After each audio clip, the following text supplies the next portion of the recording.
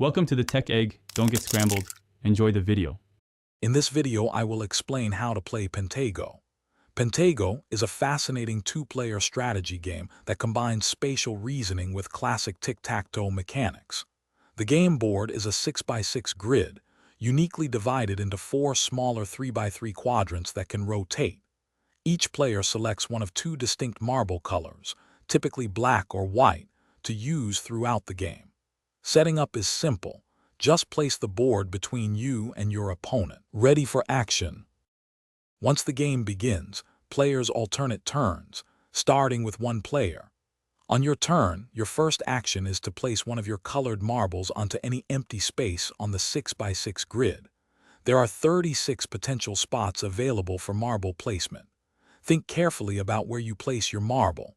This move is crucial for both building your own winning line and blocking your opponent's progress. Every placement should contribute to your strategy. After you've placed your marble, the second part of your turn is to rotate one of the 4 3x3 quadrants. You can choose any of the 4 quadrants and rotate it either 90 degrees clockwise or 90 degrees counterclockwise. This rotation is a powerful strategic tool. It can help you complete a line of 5, or it can cleverly disrupt your opponent's developing lines. This dynamic rotation makes Pentago truly unique and keeps every game fresh. The objective of Pentago is simple.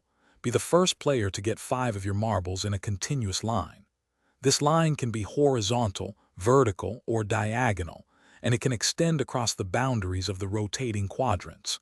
You can achieve a win either immediately after placing your marble or after you've completed your rotation. If by chance, both players achieve a line of 5 marbles simultaneously on the same turn, the game is declared a draw. Good luck.